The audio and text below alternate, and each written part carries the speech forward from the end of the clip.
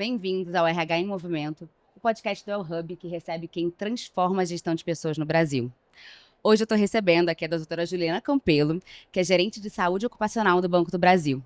A gente vai conversar hoje sobre como corpo e mente devem entrar na estratégia de saúde e bem-estar das empresas. E para começar, antes da gente falar de estratégia, número, etc., eu queria que você me contasse para você o que é saúde e bem-estar.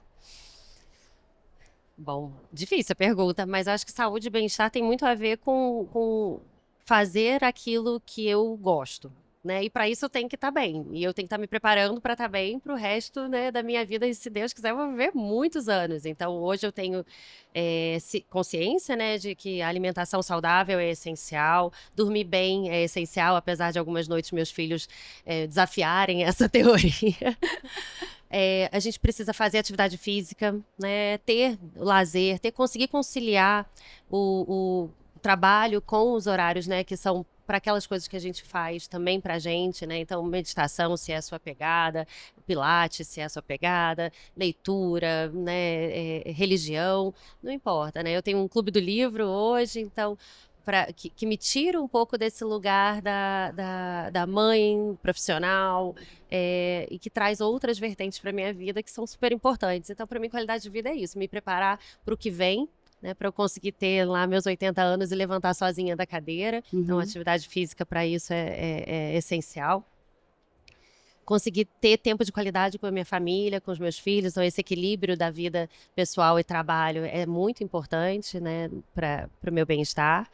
E ter trocas afetivas importantes, né? Então, grupos de amigas, amigos e amigas que a gente consiga ter esse momento, né, que te tira do lugar onde você só é uma caixinha, né? A gente não é só uma caixinha, então eu preciso de tudo isso para ter qualidade de vida e isso para mim é saúde, né? Não é nós, né, como a própria OMS diz, não é a ausência de doença, né? Que a gente eventualmente a gente não evita algumas coisas, mas é conseguir, apesar de tudo, ter, né, qualidade de vida, ter alegria e viver plena. E na rotina que você tem, que eu imagino que seja um monte de coisa, como é que você consegue encaixar, né? Realmente ter isso como uma prioridade ou encaixar no seu dia a dia, se cuidar, seja, né, de fato, saúde física ou saúde mental? Eu acho que a gente tem que entender o que realmente é essencial, né? A gente acorda e escova os dentes. Então, assim, algumas questões a gente tem que colocar na nossa rotina como prioritárias mesmo. E a gente vai fazer aquilo que a gente prioriza.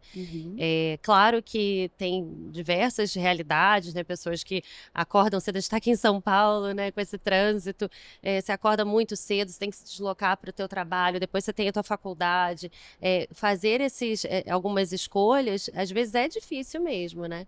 Mas eu procuro hoje, dentro da minha rotina, priorizar. Eu tenho meia hora hoje para fazer uma atividade física, então eu vou pegar um aplicativo, não vou conseguir me deslocar para uma academia, não tem problema. Vou pegar um aplicativo e vou tentar fazer alguma aula ali ao vivo. Enfim, algum exercício que já estivesse gravado para conseguir fazer. Isso também significa que às vezes acordo mais cedo do que eu gostaria, às vezes abro mão de alguma outra coisa que eu gostaria de fazer, e tem dias que não dá. E também acho que a gente não pode se punir por isso, né? Entender que em alguns momentos a gente não vai conseguir fazer tudo e tudo bem, se permitir isso também, né? Sim, perfeito. Gostei dessa. Às vezes dá uma permissão, mas também colocar ali como vou escovar o dente, então também vou fazer meu exercício, eu vou cuidar de mim, né? Gostei disso. Eu ainda tô a gente tá sempre na jornada, né? Então ainda tô querendo chegar a 6 vezes na semana, eu tô nessa meta, mas ainda tô no 4, sabe? Porque é isso, rotina de viagem e tudo. Então, os 150 minutos, né, de exercício moderado semana, intenso, né? por semana, que É o é MS, né, preconizado, que coloca essa recomendação. Isso. Esse é a meta. Acho que é a meta de toda semana a gente tem que chegar lá, né? E aí, às vezes, intensifica um pouco, né? Desce um ponto antes para conseguir dar uma caminhada um pouco maior. Então, o que a gente pode fazer no dia a dia para também facilitar atingir esses objetivos?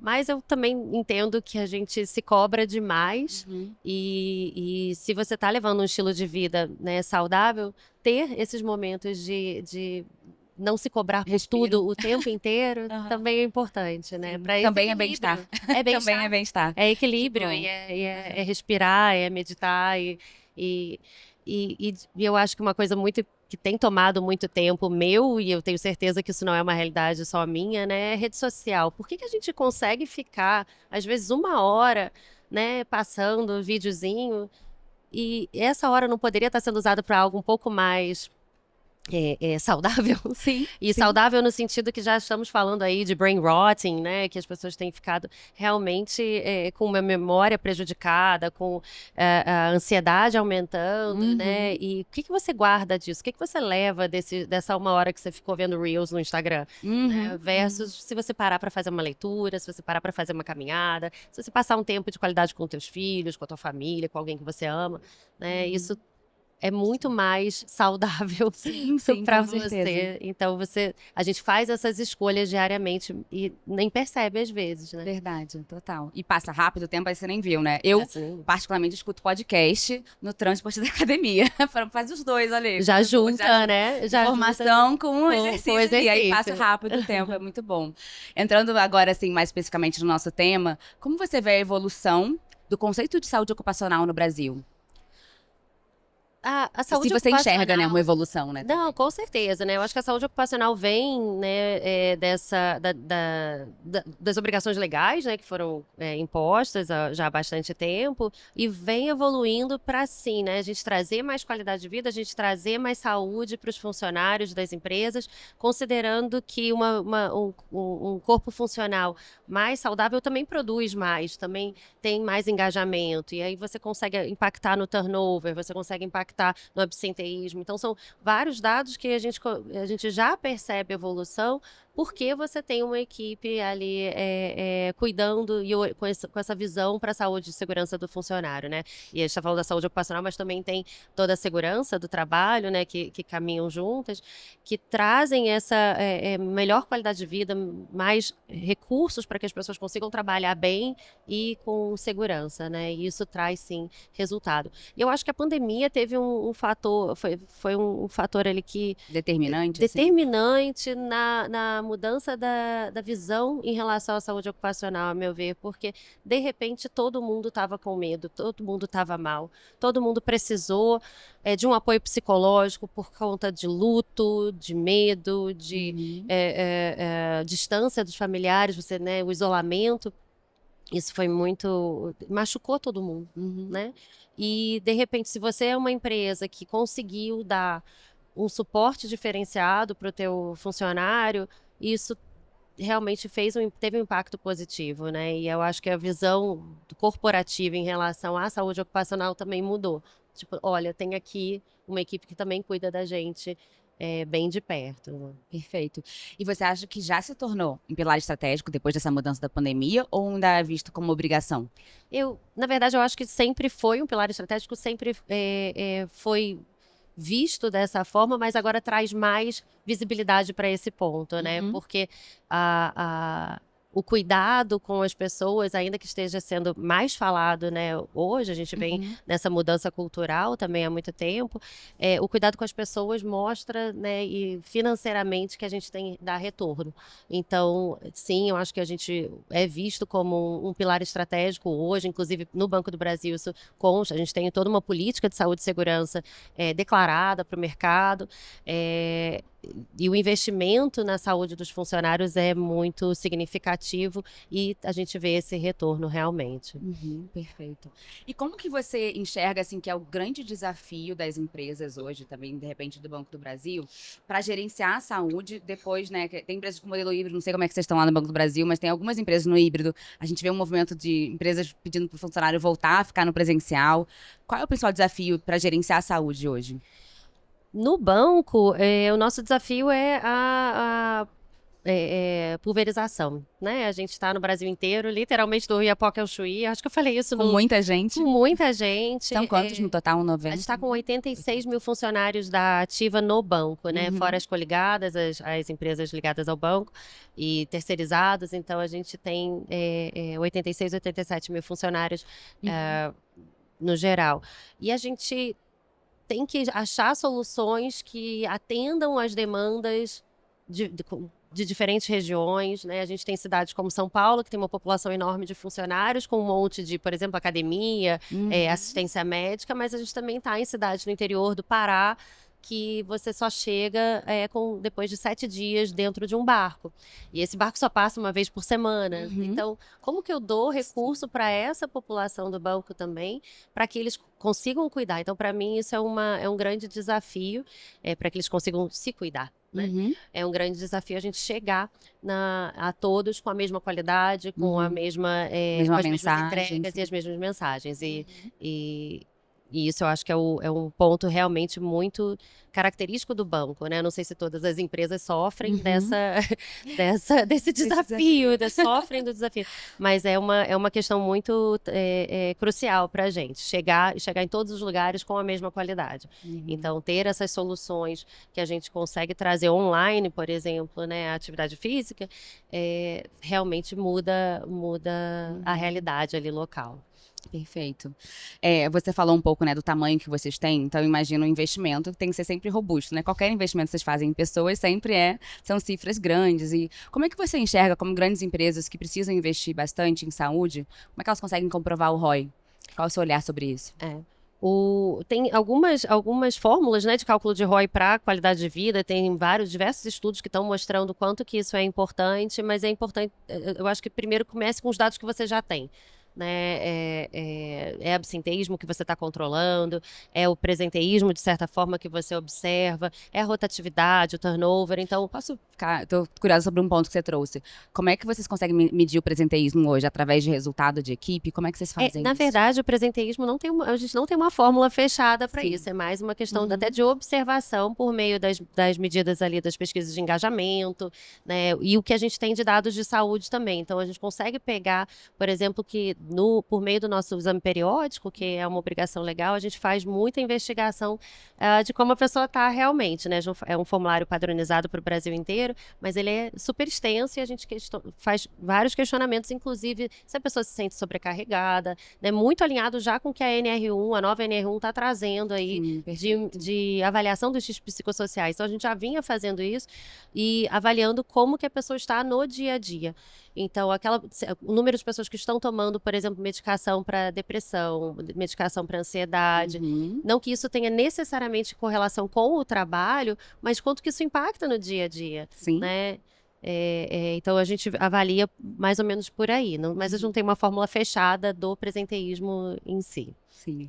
Eu ia perguntar sobre os indicadores, mas você citou, né, no geral. Então, absenteísmo, presenteísmo. Tem mais algum indicador que você diga que, assim, esses aqui são os primordiais, de repente, um RH que está começando a olhar para isso, a gente mede muita coisa.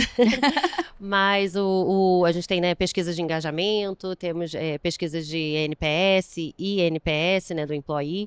E uma coisa que a gente começou a medir já tem 3 anos, desculpe, é a segurança psicológica.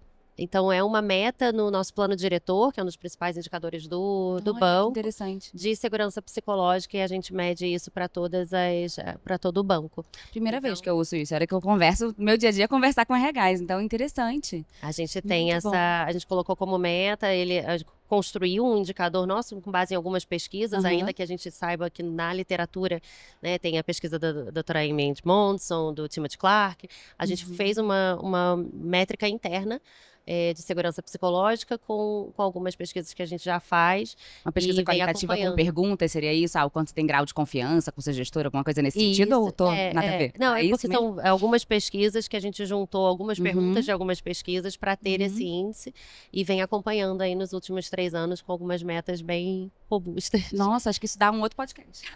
Quero muito fazer só sobre isso, porque a gente conversa. Eu te falei que eu sou curiosa, então assim, vou fugir um pouco do script aqui, porque eu li uma vez sobre uma pesquisa do Google que chama Projeto Aristóteles, já conheceu, provavelmente, né?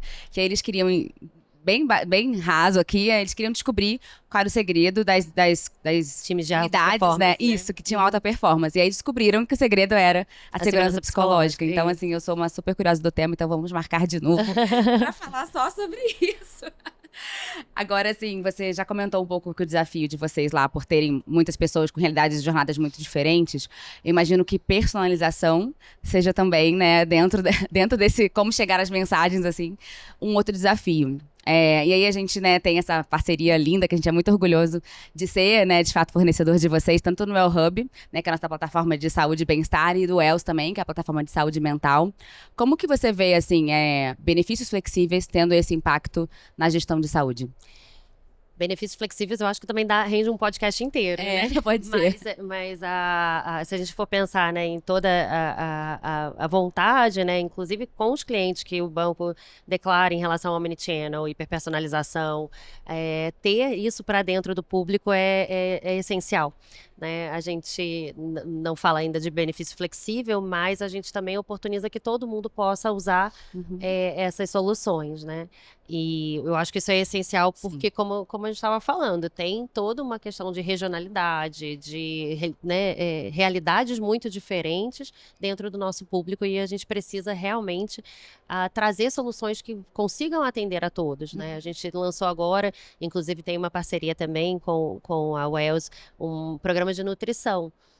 E dentro do programa, eu tenho que entender que o que eu como no Sudeste é muito diferente do que eu como no Norte. E como que a gente consegue adaptar também essas questões, né? Para que a gente consiga entregar informação, que a gente consiga entregar soluções, mas que falem com a realidade de cada um dentro dessa toda essa questão de regionalidades, né, e realidades muito diferentes. Perfeito. Vocês, como vocês têm lá dentro, né, as duas soluções, né, o WellHub e o Wells, né, um cuidando de saúde física, saúde do sono nutricional e outro saúde mental, né, como é que você vê a importância de ter uma saúde integral, né, essas plataformas cuidando da saúde integral do funcionário de vocês? Quando a gente lançou o programa do Saúde Mental do banco, a nossa preocupação realmente era fornecer saúde integral, né? O foco na saúde integral do funcionário. E ter uma plataforma que traz as duas soluções, né, de terapia e atividade física foi muito importante porque a gente consegue ver os resultados agora de uma forma mais palpável. Então, a gente sabe que quem está fazendo mais check-in, por exemplo, em academia, quem faz mais atividade física, tem resultados melhores e uma melhora clínica mais rápida do que as pessoas que não fazem. Então, quando a gente consegue cruzar essas mesmas pessoas fazendo as duas, utilizando das duas soluções, a gente consegue ter pessoas que estão adoecendo menos, que vão eventualmente se afastar menos do trabalho e conseguem, né, ter mais qualidade de vida também. O resultado é mais eficiente quando tem esse olhar integrado, né? Com certeza. Ai, perfeito. Amei. Amei conhecer um pouco mais a realidade de vocês. A última pergunta, infelizmente, está acabando. Passou muito rápido. E é a que eu mais gosto, acho que traz mais insights para todo mundo, para mim e para quem está assistindo. Se você pudesse, assim, mandar um recado para todos os RHs, todos os times de saúde do Brasil todo, das empresas do Brasil todo, por onde eles devem começar para repensar a lógica como eles olham para bem-estar dentro das empresas? Comece com o que você tem, mas comece. Eu acho que a realidade do banco é muito diferente de qualquer outra empresa, inclusive outros bancos, né? Então a gente precisa entender muito bem qual é a dor, onde que estão os problemas. Eu acho que esse estudo inicial de onde você tem que começar é essencial, né? Então, se você tem uma questão de sedentarismo muito alta, obesidade muito alta, pessoas se afastando por doenças psiquiátricas, dê esse primeiro passo, né? Eu acho que tentar ter um modelo perfeito de cara é muito complicado e caro. Então, por que não começar com o passo que você consegue dar?